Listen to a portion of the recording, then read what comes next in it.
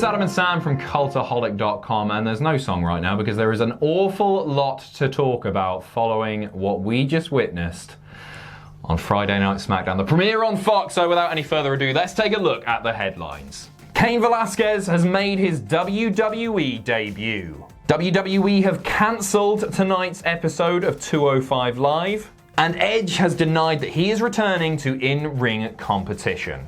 Whew! Right, let's get this out of the way first. Feeling very, very sorry for one Kofi Kingston now. Yes, 110%. That's got to be, I think, the second shortest WWE title match ever after Backlund Diesel in MSG. I can't think of another one. Let me know in the comments if I'm wrong there. It's very late right now. Kofi Kingston in the main event of SmackDown tonight was picked up F5, 1, 2, 3, has dropped the title, and I'm very sad about that. But that's not the biggest news. Yeah. Cain Velasquez has made his WWE debut. After that match ended, Lesnar is posing in the ring and Rey Mysterio's music hits. He is accompanied by Cain Velasquez, former UFC heavyweight champion. Obviously, him and Brock have a tremendous amount of history. Cain gets in the ring, he takes him down, punch.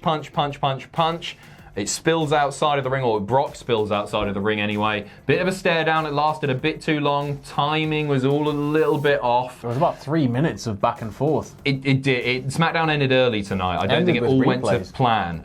But goodness me, Cain Velasquez is in the WWE. So there are two sides to this. First of all, I mean, this is a big money match, without a doubt. And this is going to attract a lot of mainstream attention. I understand why WWE are doing this. However, there's part of me that's thinking like, okay, we've got two part-time MMA guys or ex-MMA guys. Nobody's saying Velasquez is part-time. Sure, no, I'm jumping to conclusions there. That's a fair point as well. Cain Velasquez is a guy, we've seen him in AAA, of course. There's been so many rumors this week. Will he go to AEW? Will he go to WWE? He's previously been training at the Performance Center. He has made his WWE debut. What does this mean? I mean, the match is obviously not going to happen at Hell in a Cell. You got to think they're building to Survivor Series at the earliest with this. It's Mania. But do you think? Yeah. It's so early. It's a big money match. It's a big money match. This is going to make a lot of money. I understand why this is happening.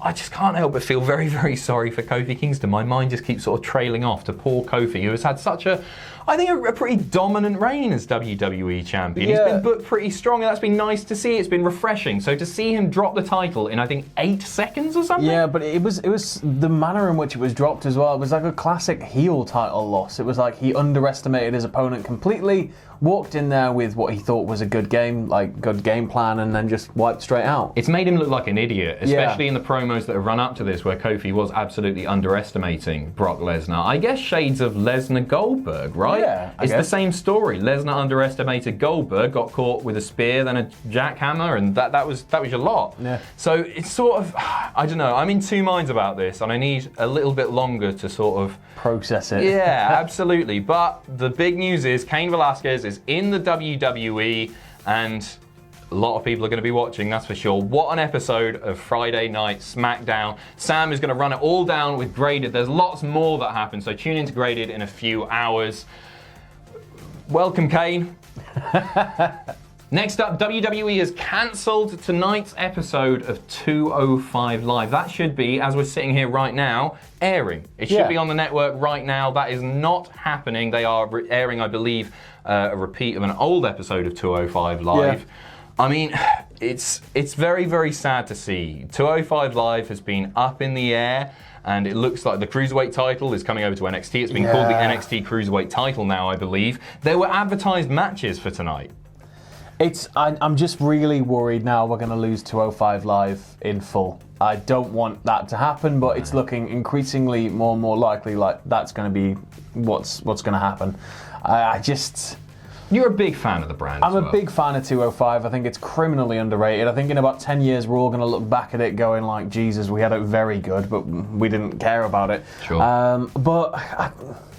It just upsets me. Like, it upsets me that it's like, there was this huge night for SmackDown. You could have parlayed more people over into 205 from that. I don't know.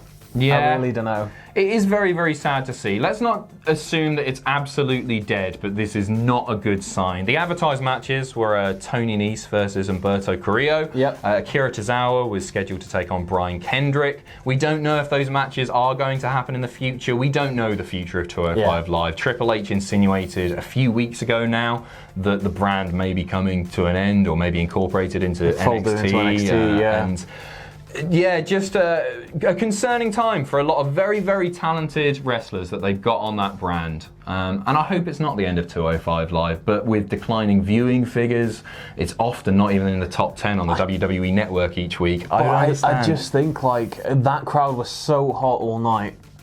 If you'd put 205 Live on there, I think they would have reacted a bit heavily. I don't know, because it would have happened after what we saw at the end. Such a monumental thing happening. And maybe some of the crowd would have been deflated after Kofi lost in such, like, an awful way, I guess. I just want the best for 205. Yeah, absolutely. Turns, so. I want what's best for those wrestlers. If they're incorporated into NXT and they get decent screen time, then I'm fine with that as well. Yeah. But there's just so much talent there, so time will tell. Next up, it appears that Edge has denied that he will be returning to a WWE ring anytime soon. Rumours have been rampant this week about an Edge return, likely in Saudi Arabia. Of course, he delivered a spear to Elias quite recently, and people have been speculating that he's good to go, he's good to come back. Of course, Edge having to retire all those years ago, and I don't know, I would love to see Edge go one more time. 100%, but I'd still sort of be watching it through my hands. Yeah, totally. Yeah, I agree. As long as it was safe to do, I'd be all for it. Yeah. However, Edge has tweeted in the last hour a very, very simple tweet here. It just says, "No, I'm not," and "No, I'm not." But that could be anything, right? That could be, "No, I'm not taking the bins out," and "No, I'm not going to bed yet." I don't know. But I think it's fair to say that Edge is obviously replying to the rumours that have been all over the place, and Edge won't be returning for a big Saudi Arabia payday, and that's fine too. That's fine. He could just be working us, though. He could be working us. It is pro wrestling, but I don't think Edge is the sort of guy to do that. Yeah. He's never been heel, right? He wouldn't toy with our emotions like that. He doesn't have it in him. You were mentioning earlier that he's expressed recently that he wants to be like a proper stay-at-home dad with Beth doing commentary on NXT and all that sort of stuff. He's recently stopped doing the Edge and Christian podcast, which I think has really fueled a lot of this speculation. So yeah, in some ways this is sad, but it's as long as Edge is happy and that's all that matters, isn't it? Yeah. And finally, before we go, Triple H has revealed which two NXT superstars he would like to wrestle. And this is quite an interesting one. Because there's so many names, isn't there, that sort of spring to mind. Yep. Yeah. Riddle is one of them. Adam Cole, because Cole would be great. He's a Shawn Michaels. Yeah, it looks like Shawn Michaels. However, he has compared another man to Shawn Michaels. That is his first pick. It's one Johnny Gargano. Ooh. That would be a lovely match. It'd be a great match.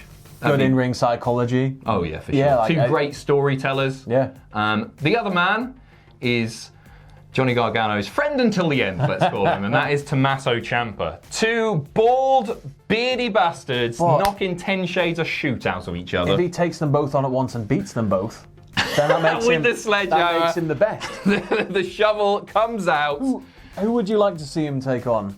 Out of NXT guys? If it wasn't if he's going to put someone guys. over, Cole. Even more than these two, I think.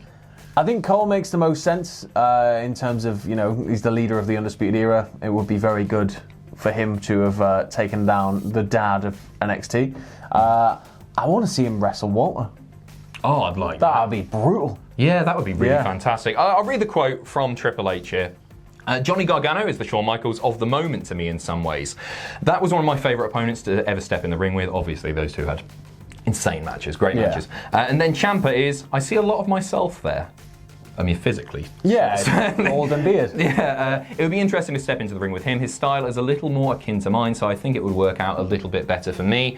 I'd love to see Triple H do something with the NXT guys, no matter who it is. There's a way to put even more eyes on the product. Obviously, Finn's down there now. Are we going to see more WWE Superstars? Is NXT going to be involved in the draft? It's still a very exciting time. The next few weeks we will see. Once again, we will be live streaming our reactions to the Friday Night SmackDown draft, which is coming up this coming Friday, a week from today, and then Raw also. So make sure to tune into those. What a night it has been. A lot of people's opinions that I've seen online, I think, have been really soured by what happened to Kofi. Yeah, it's polarized a lot of people, hasn't it? It really has. I do think this was a very memorable episode of SmackDown. I just can't get my head around it. Yeah. See you in a bit. Thanks for watching. Let us know what you think in the comments down below. You can follow us on Twitter at Cultaholic. You can find us on Facebook at facebook.com/Cultaholic. If you enjoy what we do here at Cultaholic, you can pledge to us on Patreon. That's patreon.com/Cultaholic. And most importantly, don't forget to hit subscribe and join us.